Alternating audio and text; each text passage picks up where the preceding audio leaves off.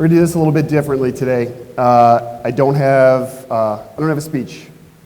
I don't have a lecture, and I'm not sure that I even have a specific call to action for all of you today.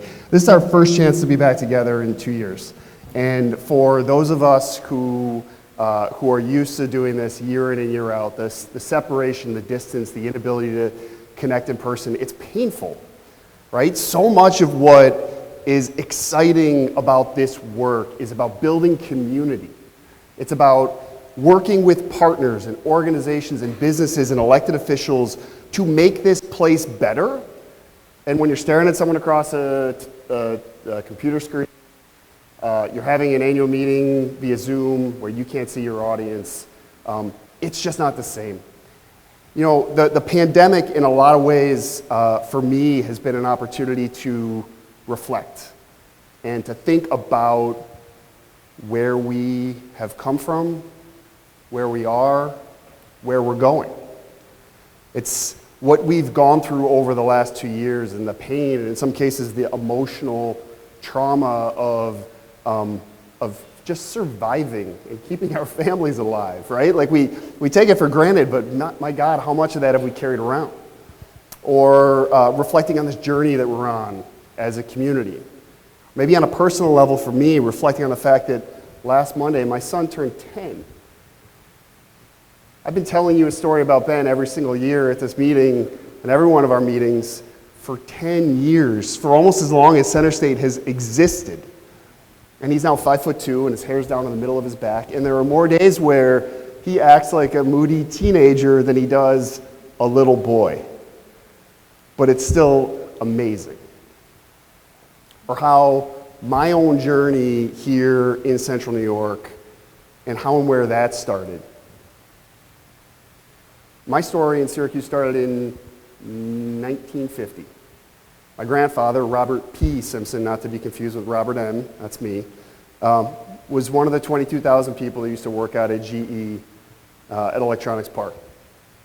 We think about the proud history of innovation, of manufacturing, of building products that were globally relevant. Central New York was one of the most remarkable and dynamic economies. We had 220,000 people living in our city. We were the 34th largest city in America. We had so much going for us. And I think it's so important for us to, in the context of reflecting, of thinking about where we are, to understand where we've been. Because it's a central part of our story and our narrative. In the same way that some of the things that have happened to us are also a part of that. We talked about the trauma of the pandemic, but what about the social and demographic and economic trauma that our community also suffered? You know, I moved back here in 2003, and I think I had been here 9 months before it was announced that Carrier was closing their manufacturing and moving it to North Carolina and offshore. And it was a year or two later, Magna, New Venture Gear shut down, and all those jobs went away. And those were just two of the latest examples of a series of 2 or 3 decades of economic disinvestments, of bad news, of hard stories, and they left an imprint on our community psyche. How could they not? And it's interesting because when you think about the narrative that existed was that people were fleeing Central New York, right? That's what I grew up hearing. People were leaving. People wanted to get out of here. People didn't leave here because they didn't like the place. People left here because employment left and moved elsewhere. For some reasons, I'm sure, of our own making, but mostly because of a massive shift in economics and demographics of populations and jobs moving to the south and then to the west and other things. And as we lost those jobs, we lost population, we lost wages, we lost opportunity for upward mobility for people that used to have careers that they could get into and move up. And that has impacted and affected generations of Central New Yorkers and left an incredibly painful chapter in our story. But that's not the end of the book. That's the good news. And over the course of my career here, which has now been 19 years, in partnering with all of you, in working for CenterState CEO, in partnering with government, in working with businesses large and small, one of the things that I am the most proud of is the fact that throughout this, and despite those traumatic circumstances, we have continued to chip away at rebuilding this community into something that we can both be proud of, that we can tell our story to the rest of the world, that we can enjoy for ourselves and for our family. And we've done it systematically, and we've done it strategically. We've acknowledged our assets, our higher education institutions, our workforce, our outdoor amenities, these things that are with us and no one can take away from us, and we've started building from there. And we've built strategies around those natural assets to leverage them and reposition our economy instead of just accepting what happened to us, taking agency and ownership over it, and repositioning ourselves and retooling ourselves the way Naria and Jennifer were talking about. Each individual needs to do that, and communities need to do that too. And that's what we've been doing. We use data to help us understand what our economy is and what it isn't. And over the course of the last 10 years, we've been very focused on building this industry, this cluster we talk about is Data to Decisions, our smart systems cluster. There's been a lot of news about it recently because we've got a lot of exciting opportunities going around. But understanding that at our core, 50% of the intellectual property and patents we generate here in Central New York are part of this industry sector. 50% of the intellectual property and the patents in our region are part of it, and there's 40,000 people that are employed at wages that are much higher than the average. And it just so happens to represent a major opportunity that is aligned with future markets. Because at the end of the day, that's what it's about. It's about jobs, it's about opportunity. And in order to create that economic wealth, to bring that economic wealth back, to then empower people inclusively to participate in that economy, we have to have something the rest of the world needs and wants. We need to understand where the world's going. And we need to position ourselves in that value stream, which is exactly what we've done. But despite the fact that all these things happen at this global scale, and they all happen in a way that if you're not in it, if you don't live the world of global markets and economics, it may seem like hieroglyphs. It may seem difficult to understand. At the end of the day, what people understand and what they feel is what their life is like when they walk out their front door. What is the community they live in? Does it feel vibrant? Are there things to do? Does my family like it here? So we've invested in our industry sectors, and we've invested in innovation to put ourselves in the value stream, and we've invested heavily in this place because this is our home, and this is the area that we want to see revitalized. And the net result of that work from all of these partners and all of you in the room over the course of the last 20 years has been an economic turnaround that people are taking notice of. And businesses are investing here. Amazon, 1,500 jobs, announced with the county executive at one of his COVID press conferences in the beginning of the pandemic, despite the most difficult economic recessionary period any of us had seen in recent history, we still were able to work with them and announce 1,500 new jobs for our region. Just yesterday, I was over in Utica, Rome last evening at the groundbreaking of Wolfspeed Cree, the largest economic development project in this region that's happening right now. Hundreds of jobs in the semiconductor manufacturing industry, representing a culmination of 25 years of effort on behalf of our partners in the Mohawk Valley to position themselves for the industries of the future. Now they have a global brand that's investing billions of dollars in that community that's even smaller than ours, and the representatives from the company, the leadership of the company, are thrilled with the response they've had, their ability to find talent, to hire talent, the ability to get the project done on time, on budget.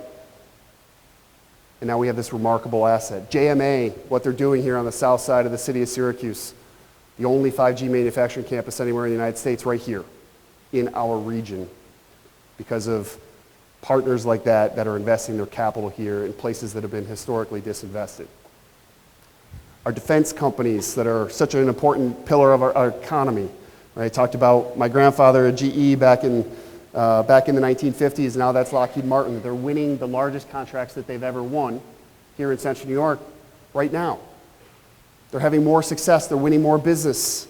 And there's more business out there to be had. And there's nothing but upside. For Saab, for TTM, for Lockheed, for SRC, and beyond. And across those large-scale industry wins, this new growth narrative for Central New York, we're also seeing our investments to reposition ourselves in that innovation stream paying dividends. 20 years ago, there wasn't a tech ecosystem here. When I moved back to Syracuse in 2003, Syracuse was ranked 134th out of the top 150 metro areas in terms of its ability to start and launch new companies. 134th out of 150. You don't get much farther down the list than that. And yet today, we're seeing products and companies emerge from that tech ecosystem. And it's not just CenterState CEO and the Tech Garden, but it's the Biotech Accelerator at Upstate, and it's the Southside Innovation Center, and it's all these partners that are driving towards helping us rebuild that sense of entrepreneurial spirit, that can-do attitude. This statistic blows my mind because it tells the entire story in one slide.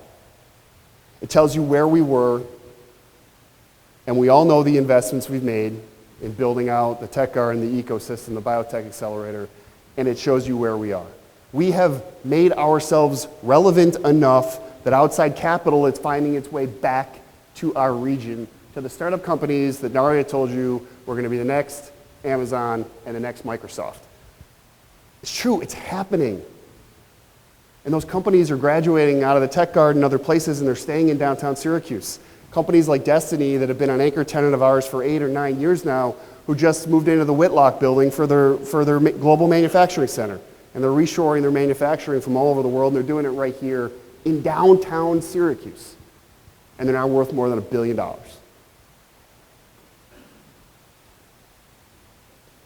investments we've made in other industry sectors, I won't go through them all, but our unmanned systems industry. 10 years ago, that industry didn't exist as an industry. It was 2013 when we won the designation for the first FAA test site. Today we got a fully operational 50-mile corridor. We've got something like 40 or 50 COAs, those are certificates of airworthiness from the federal government to do things and test things here in our corridor that no one else can do. We've got the only 5G test bed for unmanned systems, unmanned aerial systems anywhere in the world. So if you want to use 5G that's being manufactured here in Syracuse to communicate with your drone and navigate it, you got no option but to be here. And we got a lot more things to come. And all of this work that we've done together over the years is leading us to a point where people are taking notice of our work. Yes, we've worked together to build these plans. Yes, we've implemented these plans. Yes, we've resourced it. But partners from outside of Central New York, like Amazon, like Microsoft, like JP Morgan Chase, they're seeing what's happening here and they're choosing to invest their time and energy because we found a way to be relevant to them and to their global aspirations as well. What's the net result? The one thing that everybody used to say we couldn't overcome. People are leaving. People don't want to be here. If given the choice, people will leave and they will go someplace warmer, with less snow, whatever it may be. And they're wrong. We've proven them to be wrong. Population in the city of Syracuse is growing again for the first time in, 70 years? Because of your hard work. Population in our county is growing again. Our regional population is growing again. People are choosing to stay here, not because they don't have options to go elsewhere, but because we have jobs to offer them. We have a lifestyle that they can afford, and they want to be a part of this place and the transformation that's happening here. And people are coming home. They're coming back here from all over. There's been a lot of reporting over the course of the last many years about the return to small and mid-sized cities driven by the pandemic. A lot of it is very true, very real. You see on the slide here from places like Baltimore and Nashville and other major metropolitan areas, people are flocking back to central New York. Right, look at the names of those cities on the right-hand side and tell me if you ever thought we'd be pulling people back from those places. But we are. And it's driving up home prices, which is both a good thing and creates some challenges, but it's making our community more vibrant. It's creating more customers for your small businesses, and it's contributing to a sense of vitality and energy that I personally feel is palpable in our region right now. And it's helping us continue these trends and these investments we've been making for such a long period of time in downtown Syracuse, in places like Salt City Market, which is one of the most remarkable assets that we've created in our community in recent memory. And I want to personally thank Meg Allen and the Allen Foundation for the work that they have done, showcasing our culture and our diversity front and center in our economic development strategy to show the world that, yes, this is Syracuse, but we are a modern, dynamic, forward-looking, progressive Syracuse, and that's how we present to the world. Or the amphitheater, showcasing our natural assets, putting the lake front and center in our economic development strategy because the county and Honeywell and other partners spent 20 years cleaning it up. So we didn't have to live with this anchor around our neck of having the second most polluted lake in America for the rest of our lives. So that we could build a trail around it and ride our bikes 13 and a half miles around the corridor like my neighbor did on Sunday. Right?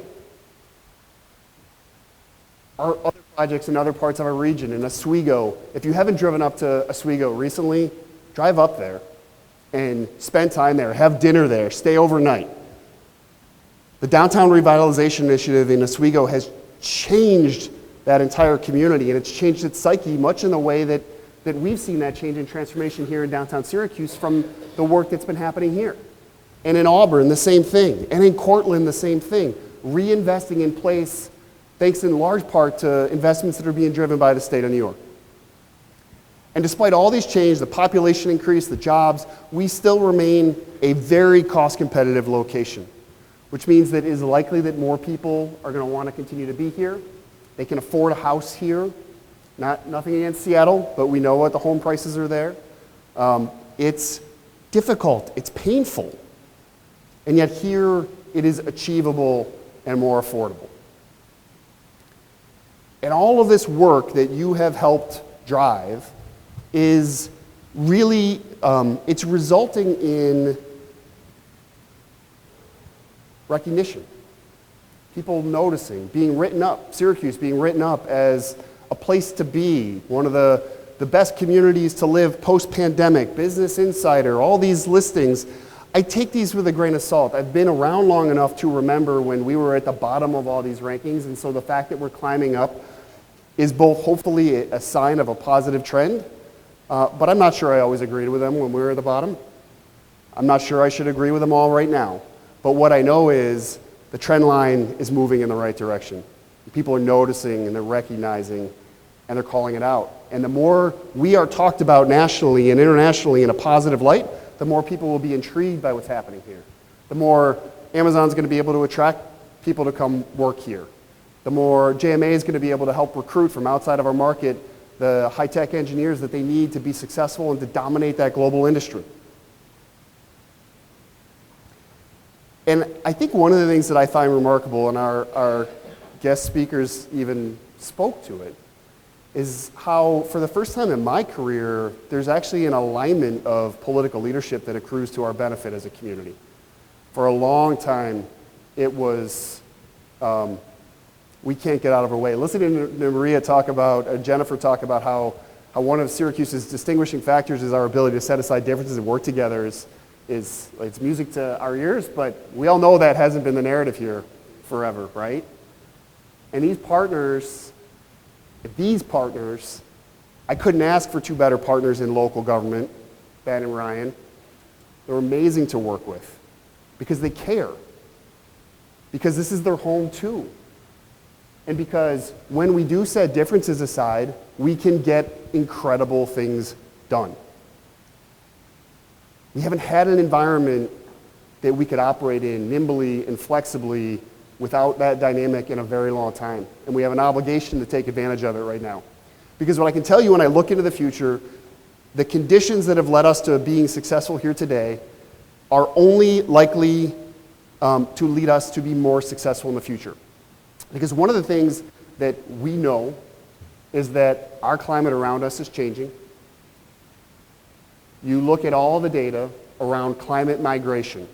And I swear to God, Neil Murphy, when I first met him 18 years ago, he was the president of ESF, Neil Murphy told me this was coming, and he warned me, and he told me to keep an eye out for it, and I've had that nugget planted in the back of my mind ever since. But if you look at the migration patterns that are projected to happen over the course of the next 50 years, people are moving away from that southern zone that they left us to go to, and they're moving back north. And they're coming back into that area where the temperatures will be reasonable for farming, for living, for industry. They're coming back to places that have water, which we have. Those longer-term trends are only going to continue to build the momentum that we've already developed. And we're going to be in a position, we are in a position right now today to deliver things to industry that industry needs.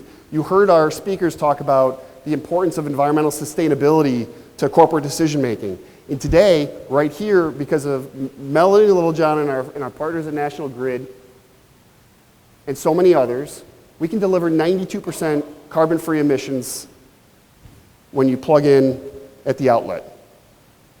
The cleanest power grid in the United States of America. The cleanest power grid in the entire United States of America. 92% emissions free right here in Central New York. And I can tell you, I promise you, that matters to business right now, today. And all of our amazing fresh water systems. Just like we need these tools and resources, our businesses, all of you, our members, you need tools and resources too. And this is a new moment. You are being held to different standards. We understand that and we want to help you. Over the course of the last 2 years, our racial equity and social impact portfolio has done great work. We've partnered with global companies, National Grid included, but many others. We've partnered with businesses large and small, with not-for-profits and for-profits, helping all of you understand how to build more diverse teams, build more inclusive organizational policies, and in so doing, to become more profitable.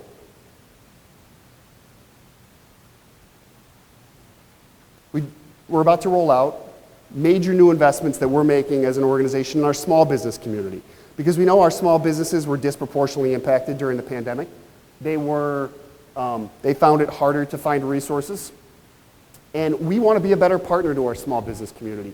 It is hard to engage with all of the small business we have, but if there's one thing that I know, that all of you know, over the course of the last few years, and you heard our speakers allude to it, so much digital transformation happened because of the pandemic that people who once weren't ready for online digital services, they wanted the old-fashioned Chamber of Commerce model, are now ready to accept those services online. They've been doing it for years, and we believe there's a new way for us to service this. And there'll be more coming on our new digital platform in the next few weeks. And we're also trying to find new ways to drive capital to businesses that have been historically undercapitalized. Our women-owned businesses, our minority-owned businesses, partnering with you, Mia, and others, investing in distressed real estate assets in our community, because so many of the projects that we're proud of, those placemaking projects, started with a distressed piece of real estate. Salt City Market on an abandoned parking lot. JMA with an old, textile, Coin Textiles facility. Investing in those assets is a core part of our community transformation. Or the work we do with our economic inclusion team and WorkTrain, putting hundreds of people to work, creating digital skills and digital literacy to empower all of you as employers with an entirely new set of workers that you can work with. And in so doing, providing economic opportunity to the traditionally underserved. And finally, being at a point as a community, and I saw him earlier, Tim Kennedy at Advanced Media, in partnership with them, we've been out the last couple years telling our story. It's not an accident to me that more people are finding us, because we have a story to tell And we're out telling it. We're marketing to those cities that we're bringing population back from. We're telling them about the cost of living, about the jobs that we have open here, about the opportunity in Central New York, about what it's like to live here. We're letting you and your employees tell that story for us, about their experiences in moving here and living here and working here. And it's having great success. And we're now one of 60 finalists for the Build Back Better Regional Challenge, the largest amount of federal funding ever to flow, through the Economic Development Administration, focused on building our smart systems cluster, focused on helping us try to attract a large-scale semiconductor manufacturer, helping us build out that supply chain, helping us to reshore manufacturing and high-tech jobs, because it's not only in the national interest, but it's in our interest, and we have something to offer the federal government. We've got capability, we've got innovation, we've got workforce, we've got strategy, we've got partners and collaborators, and they need us right now as much as we need them. And we've got these amazing opportunities at our doorstep after 15 plus years of talking about it. Finally moving forward with construction on 81 this year will literally reshape our city and our region. And the most robust economic development pipeline that I've ever seen. And I've heard skepticism about whether there are big opportunities on the horizon. I've heard questions about whether the county should be doing what they're doing to acquire real estate. My God, people, the biggest opportunity this region has ever had is right in front of us, and it's within the realm of possibility. Because of leaders like the county executive, because of the story that we now have to tell. I see Ryan shaking his head over there because the message that I've delivered to you today, it's the message we're telling to the rest of the world right now. Over the last 20 years, we've rewritten our narrative in Central New York. We've literally changed the perception of this community from aging post-industrial community down on its luck to gritty, innovative startup that's found a way to be globally relevant, and in so doing is attracting people and capital and positioning ourselves for one of the most transformative investments that we could ever imagine.